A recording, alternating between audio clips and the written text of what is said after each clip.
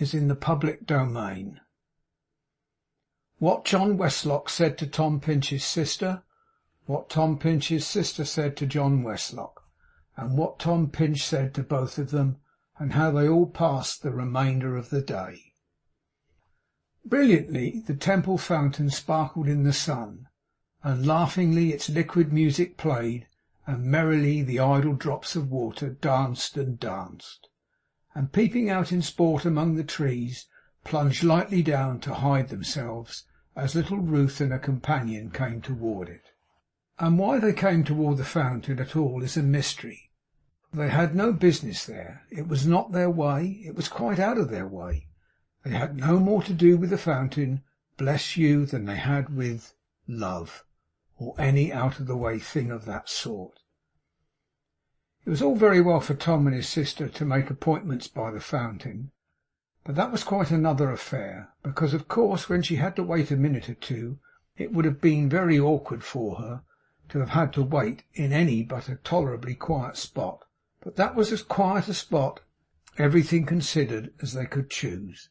But when she had John Westlock to take care of her, and was going home with her arm in his, home being in a different direction altogether, their coming anywhere near that fountain was quite extraordinary. And why they came toward the fountain at all is a mystery, for they had no business there. It was not in their way. It was quite out of their way. They had no more to do with the fountain, bless you, than they had with love, or any out-of-the-way thing of that sort. It was all very well for Tom and his sister to make appointments by the fountain, but that was quite another affair, because of course when she had to wait a minute or two, it would have been very awkward for her to have had to wait in any but a tolerably quiet spot. But that was a quieter spot, everything considered, as they could choose. But when she had John Westlock to take care of her, and was going home with her arm in his, home being in a different direction altogether, their coming anywhere near that fountain was quite extraordinary. However, there they found themselves, and another extraordinary part of the matter was that they seemed to have come there by a silent understanding. Yet when they got there, they were a little confused by being there, which was the strangest part of all, because there is nothing naturally confusing in a fountain. We all know that. What a good old place it was, John said, with quite an earnest affection for it. A pleasant place indeed, said little Ruth, so shady. Oh, wicked little Ruth. They came to a stop when John began to praise it. The day was exquisite, and stopping at all, it was quite natural, nothing could be more so, that they should glance down Garden Court, because Garden Court ends in the garden, and the garden ends in the river, and that glimpse is very bright and fresh and shining on a summer's day. Then, oh, little Ruth, why not look boldly at it? Why fit that tiny, precious, blessed little foot into the cracked corner of an insensible old flagstone in the pavement, and be so very anxious to adjust it to a nicety? If the fiery-faced matron in the crunch bonnet could have seen them as they walked away, how many years' purchase might Fiery-Face have been disposed to take for her situation in Furnival's Inn as laundress to Mr. Westlock? They went away, but not through London streets, through some enchanted city, where the pavements were of air, where all the rough sounds of a stirring town were softened into gentle music, where everything was happy, where there was no distance and no time. There were two good-tempered burly draymen letting down big butts of beer into a cellar somewhere, and when John helped her, almost lifted her, the lightest, easiest, neatest thing you ever saw, across the rope, they said he owed them a good turn for giving him the chance. Celestial drayman. Green pastures in the summer tide, deep littered straw yards in the winter, no start of corn and clover ever to that noble horse, who would dance on the pavement with a gig behind him, and who frightened her, and made her clasp his arm with both hands meeting one upon the other so endearingly, and caused her to implore him to take refuge in the pastry cook's, and afterwards to peep out at the door so shrinkingly, and then looking at him with those eyes, to ask him was he sure?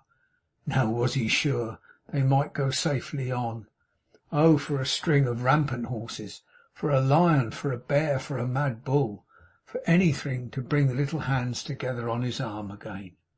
They talked, of course. They talked of Tom, and all these changes, and the attachment Mr Chuzzlewit had conceived for him, and the bright prospects he had in such a friend, and a great deal more to the same purpose. The more they talked, the more afraid this fluttering little Ruth became of any pause, and sooner than have a pause she would say the same things over and over again. And if she hadn't courage or presence of mind enough for that, to say the truth she very seldom had, she was 10,000 times more charming and irresistible than she had been before. "Martin will be married very soon now, I suppose," said John. She supposed he would. Never did a bewitching little woman suppose anything in such a faint voice as Ruth supposed that. But, seeing that another of those alarming pauses was approaching, she remarked that he would have a beautiful wife. Didn't Mr Westlock think so? Yes, said John. Oh, yes. She feared he was rather hard to please, he spoke so coldly. Rather say already pleased, said John. I have scarcely seen her. I had no care to see her. I had no eyes for her this morning. Oh, good gracious! It was well they had reached their destination. She never could have gone any further. It would have been impossible to walk in such a tremble. Tom had not come in. They entered the triangular parlour together and alone. Fiery face, how many years purchased now? She sat down on the little sofa and untied her bonnet strings. He sat down by her side, and very near her, very, very near her.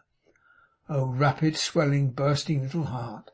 You knew that it would come to this, and hoped it would. Why beat so wildly, heart? Dear Ruth, sweet Ruth, if I had loved you less, I could have told you that I loved you long ago. I have loved you from the first. There never was a creature in the world more truly loved than you, dear Ruth, by me. She clasped her little hands before her face. The gushing tears of joy and pride and hope and innocent affection would not be restrained. Fresh from her full young heart, they came to answer him. My dear love, if this is, I almost dare to hope it is, now not painful or distressing to you, make me happier than I can tell you or imagine. Darling Ruth, my own good, gentle, winning Ruth, I hope I know the value of your heart. I hope I know the worth of your angel nature. Let me try and show you that I do, and you will make me happier. Ruth, not happier, she sobbed, than you make me. No one can be happier, John, than you make me. Fiery face, provide yourself the usual wages for the usual warning. It's all over, Fiery face. We needn't trouble you any further. Little hands could meet each other now, without a rampant horse to urge them. There was no occasion for lions, bears, or mad bulls. It could all be done, and infinitely better, without their assistance. No burly draymen or big butts of beer were wanted for apologies. No apology was wanted. The soft light touch fell coyly but quite naturally upon the lover's shoulder. The delicate waist, the drooping head, the blushing cheek, the beautiful eyes, the exquisite mouth itself, were all as natural as possible. If all the horses of Araby had run away at once, they couldn't have improved upon it. They soon began to talk of Tom again. I hope he will be glad to hear of it, said John, with sparkling eyes. Ruth drew the little hands a little tighter when he said it, and looked up seriously into his face. I am never to leave him, am I, dear? I could never leave Tom. I'm sure you know that. Do you think I would ask you? He returned with a, well, never mind with a what. I am sure you never would, she answered, the bright tears standing in her eyes. And I will swear it, Ruth, my darling. If you please, leave Tom. That would be a strange beginning. Leave Tom, dear. If Tom and we not be inseparable, and Tom, God bless him, have not all honour and love in our home, my little wife, may that home never be. And that's a strong oath, Ruth. Shall it be recorded how she thanked him? Yes, it shall. In all simplicity and innocence and purity of heart, yet with a timid, graceful, half-determined hesitation, she set her little rosy seal upon the vow, whose colour was reflected in her face, and flashed up the braiding of her dark brown hair. Tom will be so happy and so proud and glad, she said. clasping her little hands, but so surprised. I am sure he had never thought of such a thing. Of course John asked her immediately, because you know they were in that foolish state when great allowances must be made, when she had begun to think of such a thing, and this made a little diversion in their talk, a charming diversion to them, but not so interesting to us, at the end of which they came back to Tom again. "Ah, dear Tom," said Ruth, "I suppose I ought to tell you everything now. I should have no secrets from you, should I, John, love?" It's of no use saying how that preposterous John answered her, because he answered in a manner which is untranslatable on paper, though highly satisfactory in itself. But what he conveyed was, "No, no, no, sweet Ruth," or something to that effect. Then she told him Tom's great secret, not exactly saying how she had found out, but leaving him to understand it if he liked. And John was sadly grieved to hear it, and was full of sympathy and sorrow. But they would try, he said, only the more on this account to make him happy, and to beguile him with his favourite pursuits. And then, in all the confidence of such a time, he told her how he had a capital opportunity of establishing himself in his old profession in the country, and how he had been thinking, in the event of that happiness coming upon him, which had actually come, there was another slight diversion here. How he had been thinking that it would afford occupation to Tom, and enable them to live together in the easiest manner, without any sense of dependence on Tom's part, and to be as happy as the day was long.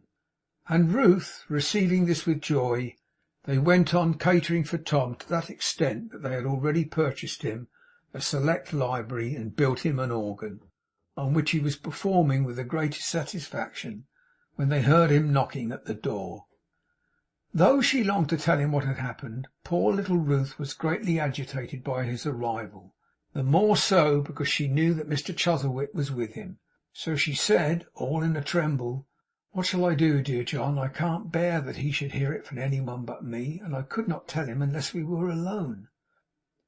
"Do, my love," said John, "whatever is natural to you on the impulse of the moment, and I am sure it will be right." He had hardly time to say thus much, and Ruth had hardly time just to get a little farther off upon the sofa, when Tom and Mr Chuzzlewit came in. Mr Chuzzlewit came first, and Tom was a few seconds behind him. Now Ruth had hastily resolved that she would beckon Tom upstairs after a short time, and would tell him in his little bedroom.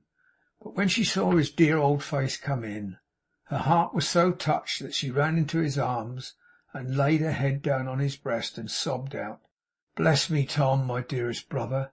Tom looked up in surprise, and saw John Westlock close behind him, holding out his hand.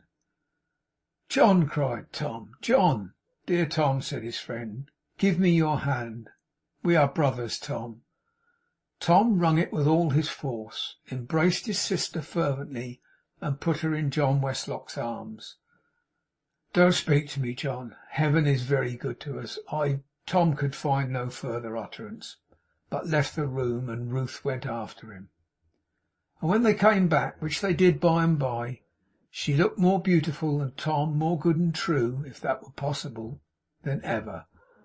And though Tom could not speak upon the subject even now, being yet too newly glad, he put both his hands in both of John Westlock's with emphasis sufficient for the best speech ever spoken.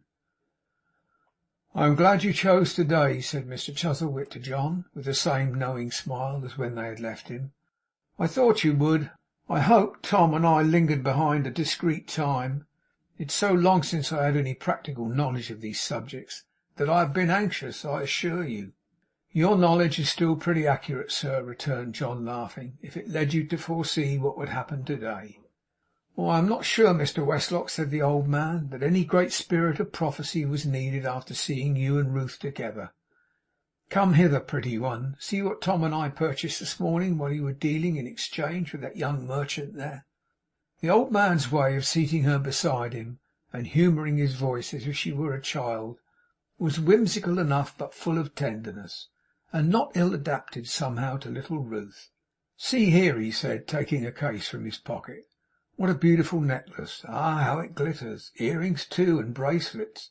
and a zone for your waist. This set is yours, and Mary has another like it. Tom couldn't understand why I wanted two. What a short-sighted Tom! Earrings and bracelet, and a zone for your waist. Ah, beautiful! Let's see how brave they look. Ask Mr. Westlock to clasp them on. It was the prettiest thing to see her holding out her round white arm, and John, oh deep, deep John, pretending that the bracelet was very hard to fasten. It was the prettiest thing to see her girding on the precious little zone, yet obliged to have assistance because her fingers were in such a terrible perplexity. It was the prettiest thing to see her so confused and bashful, with the smiles and blushes playing brightly on her face like the sparkling light upon the jewels. It was the prettiest thing that you would see in the common experiences of a 12-month. Rely upon it. The set of jewels and the wearer are so well matched, said the old man, that I don't know which becomes the other most. Mr. Westlock could tell me, I have no doubt, but I'll not ask him, for he is bribed. Health to wear them, my dear, and happiness to make you forgetful of them, except as a remembrance from a loving friend. He patted her upon the cheek, and said to Tom, I must play the part of father here, Tom, also. There are not many fathers who marry two such daughters on the same day, but we will overlook the improbability for the gratification of an old man's fancy.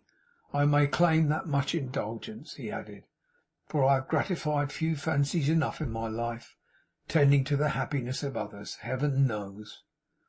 These various proceedings had occupied so much time, and they fell into such a pleasant conversation now, that it was within quarter of an hour of the time appointed for dinner before any of them thought about it. A hackney coach soon carried them to the Temple, however, and there they found everything prepared for their reception. Mr. Tapley, having been furnished with unlimited credentials relative to the ordering of dinner, had so exerted himself for the honour of the party that a prodigious banquet was served, under the joint direction of himself and his intended. Mr. Chuzzlewit would have them of the party, and Martin urgently seconded his wish. But Mark could by no means be persuaded to sit down at table, observing that in having the honour of attending to their comforts, he felt himself indeed the landlord of the Jolly Tapley, and could almost delude himself into the belief that the entertainment was actually being held under the Jolly Tapley's roof. For the better encouragement of himself in this fable, Mr. Tapley took it upon him to issue divers general directions to the waiters from the hotel, relative to the disposal of the dishes and so forth, and as they were usually in direct opposition to all precedent, and were always issued in his most facetious form of thought and speech, they occasioned great merriment among those attendants, in which Mr. Tapley participated with an infinite enjoyment of his own humour. He likewise entertained them with short anecdotes of his travels appropriate to the occasion, and now and then with some comic passage or other between himself and Mrs. Lupin, so that the explosive laughs were constantly issuing from the sideboard and from the backs of chairs, and the head waiter, who wore powder and knee-smalls and was usually a grave man, got to be a bright scarlet in the face, and broke his waistcoat strings audibly. Young Martin sat at the head of the table, and Tom Pinch at the foot, and if there were a genial face at that board, it was Tom's. They all took their tone from Tom. Everybody drank to him, everybody looked to him, everybody thought of him, everybody loved him. If he so much as laid down his knife and fork, somebody put out a hand to shake with him. Martin and Mary had taken him aside before dinner, and spoken to him so heartily of the time to come, laying such fervent stress upon the trust they had in his completion of their felicity by his society and close friendship, that Tom was positively moved to tears. He couldn't bear it. His heart was full, he said, of happiness, and so it was. Tom spoke the honest truth. It was. Large as thy heart was, dear Tom Pinch, it had no room that day for anything but happiness and sympathy. And there was Phipps, old Phipps of Austin Friars, present at the dinner, and turning out to be the jolliest old dog that ever did violence to his convivial sentiments by shutting himself up in a dark office. 'Where is he?' said Phipps when he came in, and then he pounced on Tom and told him that he wanted to relieve himself of all his old constraint, and in the first place shook him by one hand, and in the second place shook him by the other, and in the third place nudged him in the waistcoat, and in the fourth place said, "How are you?" and in a great many other places did a great many other things to show his friendliness and joy.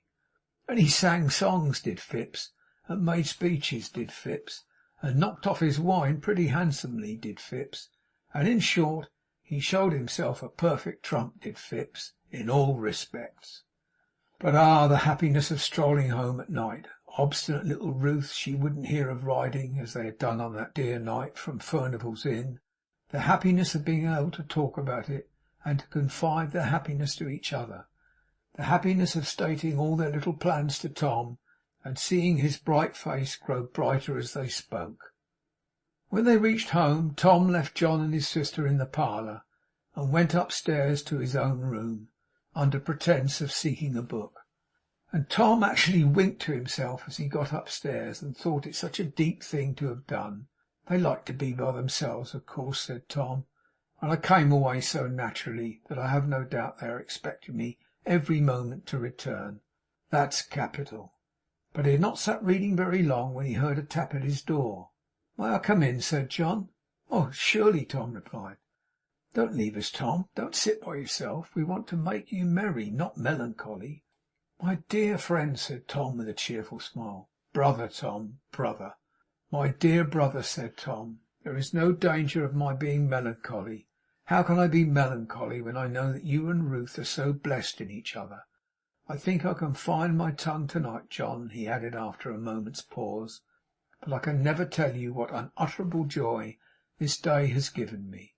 It would be unjust of you to speak of your having chosen a portionless girl, for I feel that you know her worth. I am sure you know her worth. Nor will it diminish in your estimation, John, which money might." "Which money would, Tom," he returned. "Her worth. Oh, who could see her here, and not love her? Who could know her, Tom, and not honour her? Who could ever stand possessed of such a heart as hers, and grow indifferent to the treasure? Who could feel the rapture that I feel today, and love as I love her, Tom, without knowing something of her worth?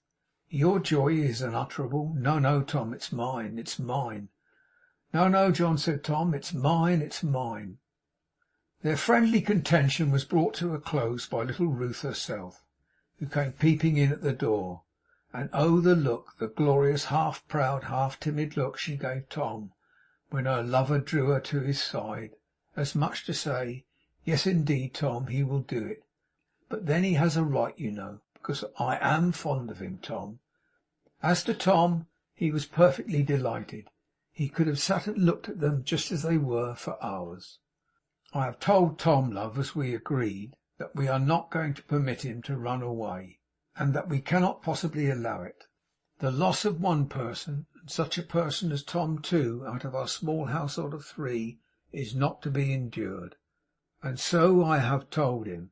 Whether he is considerate, or whether he is only selfish, I don't know. But he needn't be considerate, for he is not the least restraint upon us. Is he, dearest Ruth?"